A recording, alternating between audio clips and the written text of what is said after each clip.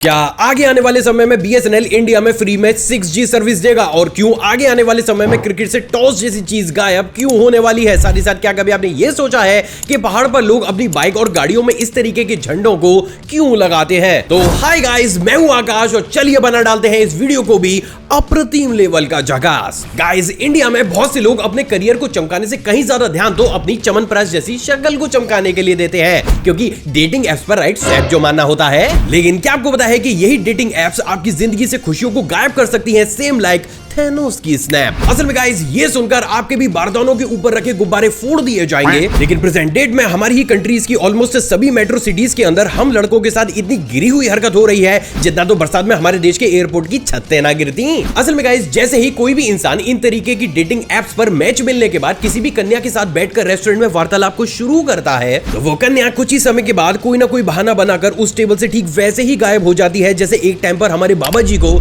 Lady suit पहनकर stage से गायब होना पड़ा था। चुप हो जा, अब आगे से पूछेगा तो ठीक नहीं। अब इंटरेस्टिंग बात यह है दोस्तों कि जैसे ही वो कन्या जाती है रेस्टोरेंट से बाहर, आपका फाड़ दिया जाता है अखबार। 2.5 लाख रुपए का बिल जो रख दिया जाता है सामने, जिसे ना चाहते हुए भी आपको ठीक उसी तरीके से भरना पड़ता है जैसे दिल्ली के लोगों को छोड़कर बाकी के सभी हिंदुस्तानियों को पानी का बिल। क्यों भाई, दिल्ली में पानी फ्री है क्या? अरे फ्री हो या फिर ना हो, जब नल में आता ही नहीं तो बिल क्या कद्दू बनेगा? अब इंटरेस्टिंग बात यह है दोस्तों कि अगर उस समय कोई भी शख्स इस बिल को भरने से मना कर देता है तो वही रेस्टोरेंट वाले उस लड़की के साथ की मीटिंग की क्लिप और यहाँ तक कि उनकी चैटिंग को भी सोशल मीडिया पर डालकर रिवील करने की धमकी देते हैं। उससे भी ज्यादा गुस्सा या सांड मेरे साथ हो गया कांड वाली बात यह है दोस्तों कि एक रिपोर्ट के अनुसार डेटिंग एप्स पर मौजूद ऑलमोस्ट 40% पुरुषों के साथ कभी ना कभी किसी न किसी तरीके का स्कैम जरूर हुआ है। सिर्फ इतना ही नहीं बल्कि इन तरीके के स्कैम्स ऑन एन एवरेज हर महीने में पूरे ही भारत में 500 से भी ज्यादा बार दर्ज किए जाते हैं, जो क्वांटिटी अपने आप में काफी ज्यादा है। तो moral of the story is, चमकाएं अपना करियर, ना करें फालतू की डेट, वरना बिक जाएंगे दादाजी के नाम के भी खेत। गाइस, क्या आपको पता है कि नॉर्थ कोरिया के लोग रख चुके हैं अपने तशरीफ के भगोने को ऑन गरम भट्टी,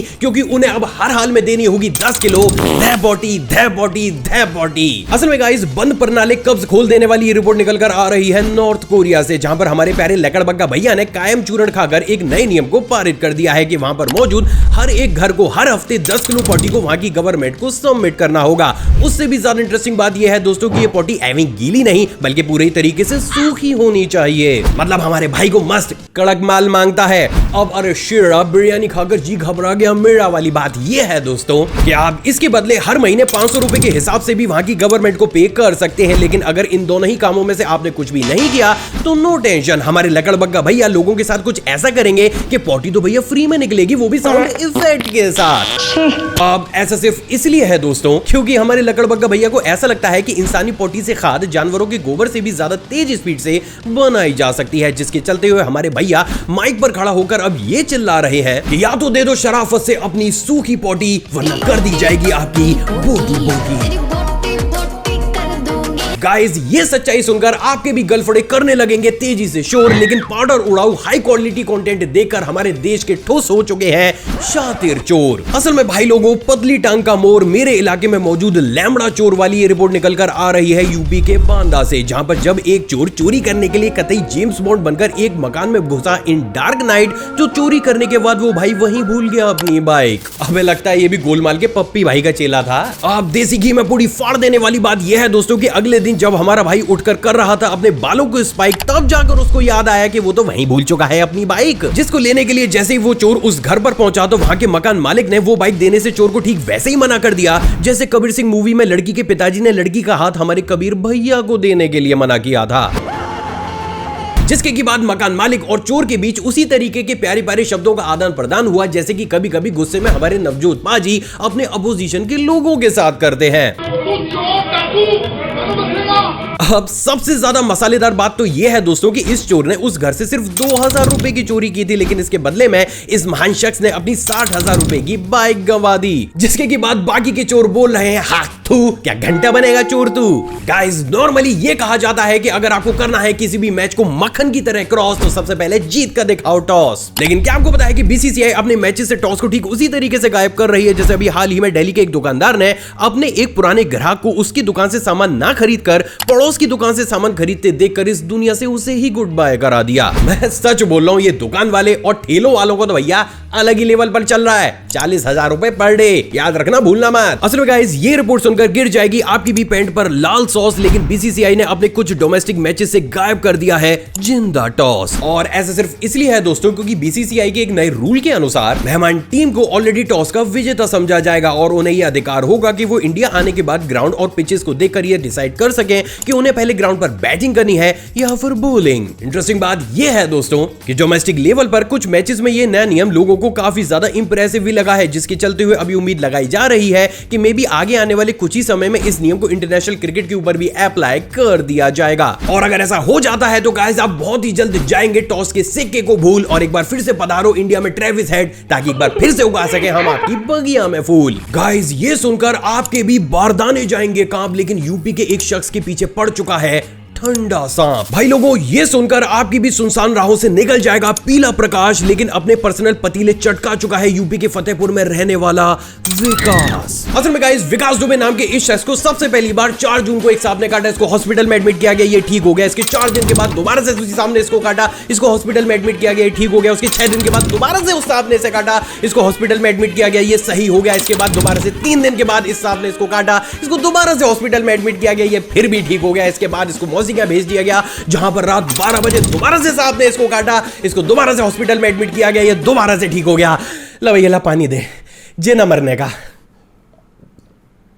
एंड नाउ फाइनली अब सांप के ऊपर सिर्फ यही ऑप्शन बचा हुआ है कि वो खुद को काट के खुद को ही मार ले, क्योंकि ये महाराज तो टस से मस ना हो रहे। बेटा तुमसे ना हो पाएगा। आप सबसे ज्यादा इंटरेस्टिंग बात यह है दोस्तों कि जहां एक तरफ साइंस से सांपों के बदले या फिर उन पर मेमोरी भी होती है, इस बात से भी इनकार करती है, तो वहीं दूसरी तरफ हमारे देश भारत में अक्सर इसी तरीके के अजीब से केसेस अक्सर हमें देखने को मिल जाते हैं, जिसकी की बात साइंस के ऊपर से हमारा भरोसा ठीक वैसे उठ जाता है जैसे आजकल के बाबाओं के प्रवचन से उठता जा रहा है। वैसे आपको क्या लगता है, क्या कोई सांप इस तरीके से बार बार बदला ले सकता है या फिर नहीं? आप अपनी राय नीचे कमेंट सेक्शन में दीजिएगा जरूर। गाइस जब भी हमारे शरीर के किसी भी सम्मानित या फिर बदनाम अंग के साथ घिया घिनौनी हरकत होती है तो हमारा दिमाग तुरंत ही उस पार्ट में हमें दर्द को महसूस कराने लगता है। लेकिन क्या आपको पता है कि पूरे ही शरीर का दर्द का ठेका जिस अखरोट जैसे दिमाग ने उठा रखा है उसे खुद कभी भी घुइयां दर्द नहीं होता। असल में भाई लोगों ये चीज सुनकर आपके भी नाक की सुनसान राहों में यूपी के एक बंदे की तरह वाटरफॉल में नहाते नहाते लीच घुस जाएगी, लेकिन ऊपर वाले ने हमारी खोपड़ी में जो भेजा उस भेजे में कतई भी किसी भी तरीके का पेन रिसेप्टर ही ना भेजा। कहने का मतलब यह है कि अगर किसी भी बंदे के नंगे दिमाग में एक लंबी रामपुरी घूंच भी दी जाए तब भी उसके दिमाग को घुइयां भी दर्द नहीं होगा, क्योंकि एक्चुअली में हमारे ब्रेन के ऊपर किसी भी तरीके के पेन रिसेप्टर्स होते ही नहीं है। और एक्चुअली में जो दर्द हमारे सर में होता है वो हमारी खोपड़ी में मौजूद आर्टलरीज और वेन का दर्द होता है, जो भैया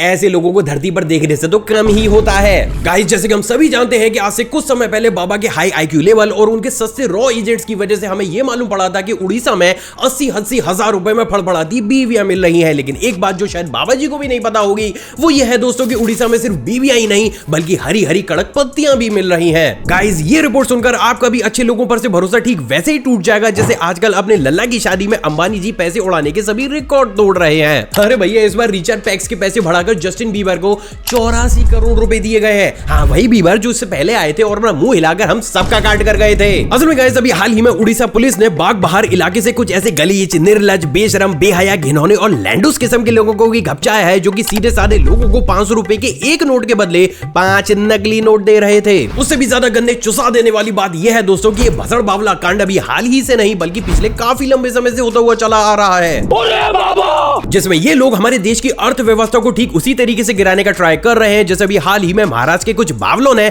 अपने ही दोस्त को उसके बर्थडे पर 4थी फ्लोर से सिर्फ इसलिए नीचे गिरा दिया क्योंकि उसकी पार्टी में अल्कोहल कम पड़ गया था। बस इसीलिए मैं कहता हूं कि इस तरीके की पार्टीज को दिल्ली में थ्रो किया करो, अबे घंटा भी अल्कोहल कम नहीं पड़ेगा। तो moral of the story is अगर आप नहीं चाहते हैं अपनी जिंदगी में किसी भी तरीके का खोट तो आज ही चेक करें अपने पर्स में पड़े हुए 500 रुपए के नोट, अबे कहीं वो नकली तो ना है। गाइस हमें से बहुत से ऐसे लोग हैं जो कि सही समय पर सोकर खुद को चार्ज करें या फिर ना करें, लेकिन वो अपने 3 कैमरे वाले फोन को पिलो के बगल में रखकर ठीक उसी तरीके से चार्ज करते हैं जैसे आजकल के कुछ निब्बे एनर्जी ड्रिंक पीने के बाद अपनी बॉडी से गाड़ी चार्ज करते हैं। मतलब भैया एडवर्टाइजमेंट में फेंकने की भी हद होती है। अरे यार ऐसा कैसे सोचते हो? लेकिन गाइस अगर आप भी करते हैं इसी तरीके से अपने मोबाइल बैटरी को फुल, तो यकीन मानिए एक दिन ये समझ जाएगा आपको एक ही झटके में भूल। असल में बहुत सी स्टडीज ये बात पूरी तरीके से साफ कर चुकी है कि अगर आप अपने मोबाइल चार्जर को सोते समय अपनी मखमली बॉडी के आसपास कहीं पर भी इस्तेमाल करते हैं तो उससे निकलने वाला इलेक्ट्रिक रेडिएशन हमारी बॉडी के अंदर ठीक वैसे ही घुस जाता है जैसे आजकल हमारे देश के अधेड़ लोगों के शरीर में व्यूज के लिए ठुसट डांसर्स की आत्मा घुस रही है। इंटरेस्टिंग बात यह है दोस्तों कि इस रेडिएशन का लाइव प्रूफ तो अभी हाल ही में एक एक्सपर्ट ने एक पॉडकास्ट के दौरान लाइव तक दिखाया था। तो गाइस अगर आप भी करना चाहते हैं अपनी लाइफ को लार्ज, तो अपने फोन को अपने एक नाभि वाले शरीर से हमेशा ही दूर करना चार्ज। गाइस जैसे कि हम सभी जानते हैं कि आज से कुछ समय पहले खड़खड़ाती हुई ये खबर हमारे सामने आई थी जिसमें नासा ने यह कंफर्म किया था कि साल 2038 में एक फकफकाता हुआ एस्टेरॉयड के हमारे पृथ्वी से टकराने के चांसेस 70% है। लेकिन जैसे ये चीज वायरल हुई नासा ने ये बोला कि भैया आप करो अपने दिल को थोड़ा सा रिलैक्स, क्योंकि ये तो था सिर्फ एक जिंदा मॉक टेस्ट और ऐसा घुइयां भी कुछ नहीं होने वाला। अबे ये नासा वाले भी क्या नीतीश बाबू से इंस्पायर हैं जो बात बात पर पलट जाते हैं। लेकिन एक बात जिससे तो पलटू राम भी नहीं पलट सकते वो ये है दोस्तों कि भले ही साल 2038 में कोई भी एस्टेरॉयड हमारी अर्थ से ना टकरा रहा हो, लेकिन साल 2036 में एक एस्टेरॉयड एपोकेलिप्स के हमारी अर्थ से टकराने के चांसेस इतने ज्यादा हैं जितना बरसात के झरने में नहाते समय आपके पेंट में सांप घुसने के चांसेस। अब इंटरेस्टिंग बात यह है दोस्तों कि यही एस्टेरॉयड साल 2029 में भी हमारी अर्थ के पास से गुजरेगा, लेकिन उस समय यह एस्टेरॉयड हमारी अर्थ से सिर्फ गिली गिली छू करके ही निकल जाएगा। लेकिन साल 2036 में जब ये यू टर्न मारकर वापस आएगा तो उस समय हमारी अर्थ को थप्पा करने के इसके चांसेस काफी ज्यादा हैं, और ऐसा मैं नहीं बल्कि खुद नासा के एक्सपर्ट्स ने बोला है। तो गाइस लाली लिपस्टिक और क्रीम लगाकर लूट लो जितने लूटने हैं व्यूज, क्योंकि इस बार झूठी नहीं है ये वाली न्यूज। गाइस इस दुनिया में हर दिन हजारों लोग सिर्फ ओवर वर्कलोड की वजह से ही इस दुनिया को ठीक वैसे ही टाटा बाय बाय कर जाते हैं जैसे मॉनसून लगते ही बिहार के एक के बाद एक ब्रिजेस टूटकर इस दुनिया से बाय बाय कर रहे हैं। लेकिन गाइस ये सुनकर आपके भी बदनाम बालों में लग जाएगी चोट, लेकिन इस डिप्रेशन का शिकार हो रहे हैं जिंदा रोबोट। गाइस ये वाली रिपोर्ट निकल कर आ रही है साउथ कोरिया से, जहां की नगर पालिका में काम करने वाले एक रोबोट ने कुछ इस तरीके से जानबूझकर सीढ़ियों से ही खुद को गिराकर अपना ही इस दुनिया से टाटा बाय बाय कर लिया। अब उससे भी ज्यादा इंटरेस्टिंग बात यह है दोस्तों कि खुद साउथ कोरिया की नगर पालिका इस बात को कह रही है कि उनके ऑफिसर्स इस रोबोट को इतना ज्यादा काम दे रहे थे जितना काम तो चुप चुप के मूवी में हमारे राजपाल यादव भैया को नहीं दिया गया था। हम कोई मंदिर का घंटा है कि कोई भी आके बजा जाता है। और यही वो सबसे बड़ा कारण है जिसके चलते हुए साइड में पटक कर अपना छावा इस रोबोट ने वर्कलोड के चलते हुए खुद को जानबूझकर खत्म कर लिया। साउथ कोरिया की नगर पालिका का है ये ऑफिशियल दावा। आखिर पहाड़ पर लोग अपनी बाइक या फिर गाड़ियों में इन तरीके के झंडों को क्यों लगाते हैं? असल में गाइस आपने भी इस चीज को नोटिस तो जरूर किया होगा कि जब भी हमारे कोई भी रिलेटिव या फिर फ्रेंड पहाड़ों पर घूमकर आते हैं तो वो अपने साथ अक्सर इन तरीके की फ्लैग्स को लेकर जरूर आते हैं, और उन्हें ऐसा लगता है कि भाई ये तो एक तरीके का ट्रेंड है जिसको बस हमने फॉलो किया है। लेकिन क्या आपको पता है कि एक्चुअली में इस फ्लैग के बहुत से मतलब होते हैं? अब क्या है पूरा सिनेरियो, चलिए वो समझते हैं। असल में गाइस इन तरीके की फ्लैग्स की शुरुआत सबसे पहले तिब्बत से की गई थी, जहां पर वहां के लोग इन फ्लैग्स के ऊपर अलग अलग तरीके के पवित्र मंत्रों को लिख दिया करते थे। सिर्फ इतना ही नहीं बल्कि इन फ्लैग्स को अलग अलग रंगों का सिर्फ इसलिए बनाया जाता है क्योंकि इन फ्लैग्स का हर एक रंग अलग अलग चीज को रिप्रेजेंट करता है, जैसे कि ब्लू स्काई को, व्हाइट हवा को, रेड फायर को, ग्रीन पानी को और पीला धरती को। अब इंटरेस्टिंग बात यह है दोस्तों कि तिब्बत के लोगों का कुछ ऐसा मानना है कि ये झंडा एक तरीके से रक्षा सूत्र और मानव कल्याण का काम करते हैं, और जब ये फ्लैग तेज हवा में तेजी के साथ लहराता है तो इससे जनरेट होने वाली एनर्जी यूनिवर्स में ट्रांसफॉर्म होने लगती है, और एज अ रिजल्ट पहाड़ों और आसपास का माहौल और नेचर काफी ज्यादा खुशहाल रहती है। और यही वो सबसे बड़ा कारण भी है कि क्योंकि गाड़ी में लगने के बाद हवा से ये फ्लैग्स हिलते रहते हैं, तो इस ट्रेंड को काफी समय पहले तिब्बत में मूवेबल चीजों के ऊपर लगाकर शुरू किया गया था। लेकिन जैसे जैसे चीज आगे बढ़ी, आज की डेट में हमारे देश भारत की भी ऑलमोस्ट सभी पहाड़ी इलाकों में आपको कुछ इस तरीके के फ्लैग्स देखने को जरूर मिलेंगे। तो नेक्स्ट टाइम अगर आप कभी भी पहाड़ों पर घूमने जाएं और इन तरीके के फ्लैग्स को लेकर अपनी गाड़ियों में लगाएं तो एटलीस्ट आप इनके सही मतलब को अब जानते हैं। क्या आगे आने वाले समय में BSNL इंडिया में फ्री में 6G सर्विस देगा? असल में गाइस भले ही चीज सुनने में अभी आपको काफी ज्यादा अजीब लग रही हो, लेकिन प्रेजेंट डेट में हमारे मार्केट के अंदर कुछ ऐसे सिनेरियोज जनरेट होते हुए चले जा रहे हैं कि आगे आने वाले 2 से 3 सालों के अंदर या तो सभी कंपनीज को आपको 6G को फ्री में देना पड़ेगा या फिर उनका इस मार्केट से टाटा बाय बाय हो जाएगा। अब क्या है पूरा माजरा, चलिए स्टेप बाय स्टेप इसे समझने की कोशिश करते हैं। असल में गाइस आज से कुछ समय पहले जब जियो और एयरटेल ने अनाउंस किया था कि वो इंडिया के अंदर 5G नेटवर्क को रोल आउट करने वाले हैं, तो उस कंडीशन में BSNL ने ये अनाउंस किया था कि वो 5G से पहले इंडिया में अपने 6G नेटवर्क को लेकर आएंगे। यानी कि बात पूरी तरीके से साफ है कि जहां एक तरफ जियो और एयरटेल अपने 5G नेटवर्क के ऊपर इन्वेस्ट कर रहे थे, उसी समय से ही BSNL अपने 6G नेटवर्क के ऊपर इन्वेस्ट कर रहा है। अब इस केस में जब ये चीज मार्केट मार्केट में काफी बड़े स्केल पर सर्कुलेट हुई तो अपनी साख को बचाने के लिए सबसे पहले रिलायंस जियो ने फिनलैंड की ओलू यूनिवर्सिटी के साथ कोलैबोरेट करके 6G नेटवर्क को डेवलप करने में उनसे अपनी हेल्प मांगी, जिसके के बाद एयरटेल को भी कहीं ना कहीं ये डर सताने लगा कि शायद वो 6G के मार्केट में काफी ज्यादा पीछे रह जाएंगे। और यही वो सबसे बड़ा कारण है जिसके चलते हुए इन सारी चीजों के होने के कुछ ही समय के बाद राहुल वत्स, जो कि एयरटेल की रेगुलेटरी ऑफिसर भी है, उन्होंने ऑफिशियली स्टेटमेंट दिया कि हमारी कंपनी एक तरफ 5G नेटवर्क को और ज्यादा स्ट्रॉन्ग करने में लगी हुई है, जबकि हम लोग पहले से ही 6G नेटवर्क को इंडिया के अंदर लाने के लिए इन्वेस्टमेंट करना शुरू कर चुके हैं। अब गाइस यहाँ तक की पूरी कहानी तो हो गई हमारे देश भारत के अंदर की, अब बात जरा बाहर की करते हैं। असल में गाइस इन सारी सिचुएशंस को देखते हुए इलोन मस्क भी इंडिया में अपने स्टारलिंक नेटवर्क के इंटरनेट को लाने के लिए काफी ज्यादा एक्साइटेड है, क्योंकि कहीं ना कहीं उन्हें भी ये पता है कि आज की डेट में टेलीकॉम सेक्टर में अगर किसी भी देश में सबसे ज्यादा बड़े स्केल पर स्कोप है तो वो देश कोई और नहीं बल्कि हमारा ही देश भारत है। अब इस कंडीशन में जब आज से कुछ समय के बाद हम 5G को छोड़कर 6G के ऊपर ट्रांसफर करेंगे तो नो डाउट इलोन मस्क या फिर इन जैसी ही बहुत सी विदेशी कंपनियां भी इंडिया के अंदर 6G में इन्वेस्ट कर चुकी होंगी, जिससे यहाँ पर एक ऐसी सिचुएशन जनरेट होगी जहां पर कस्टमर्स को पकड़ पकड़ कर मार्केट को कैप्चर किया जाएगा। और गाइस ये सिचुएशन कोई नई सिचुएशन नहीं है, क्योंकि आज से कुछ समय पहले यूरोप की एस्टोनिया कंट्री में भी सेम यही सिचुएशन जनरेट हुई थी, जिसके चलते हुए मार्केट को कैप्चर करने के लिए वहां पर मौजूद सभी टेलीकॉम कंपनीज ने अपने इंटरनेट प्राइसेस को बिल्कुल ना के बराबर कर दिया था। एंड इन दी लास्ट जब इस दाम पर कोई भी कंपनी कंट्री के अंदर इंटरनेट देने के बाद सर्वाइव कर ही नहीं पाई तो वहां की गवर्नमेंट ने ऑफिशियली पूरे ही देश में इंटरनेट को फ्री कर दिया था, जो वहां पर आज तक लागू है। सिर्फ इतना ही नहीं बल्कि आज की डेट में भी Lithuania, Singapore, Switzerland, Estonia, Croatia और डेनमार्क जैसी बहुत सी कंट्रीज मौजूद है जहां पर या तो इंटरनेट पूरे तरीके से फ्री है या फिर उनके चार्जेस काफी ज्यादा नॉमिनल है। और नॉमिनल से मेरा मतलब 50 से 60 रुपए पर मंथ में अनलिमिटेड इंटरनेट। अब गाइस अगर यही सिचुएशन आगे चलकर हमारे देश भारत में खड़ी हो जाती है तो हाँ, एक बार को हम ये तो कह सकते हैं कि शायद BSNL इतनी अच्छी सर्विस हमें प्रोवाइड ना करे जितनी हमें एक्सपेक्टेशन हो, लेकिन फिर भी वो 6G के सेक्टर में काफी बड़ी कंपनीज को टक्कर जरूर देंगे, जिससे मोनोपोली जैसी चीज तो एटलीस्ट हमारे देश में खत्म होगी। साथ ही साथ बाहर से आने वाली कंपनीज या फिर इंडिया के अंदर भी उस समय जो कंपनीज ऑलरेडी मौजूद होंगी उन्हें भी मार्केट को कैप्चर करने के लिए इंटरनेट लगभग फ्री ऑफ कॉस्ट ही देना होगा। और ये सारी ही बातें मैं नहीं बल्कि बड़े बड़े टेलीकॉम एक्सपर्ट्स तक बोल रहे हैं।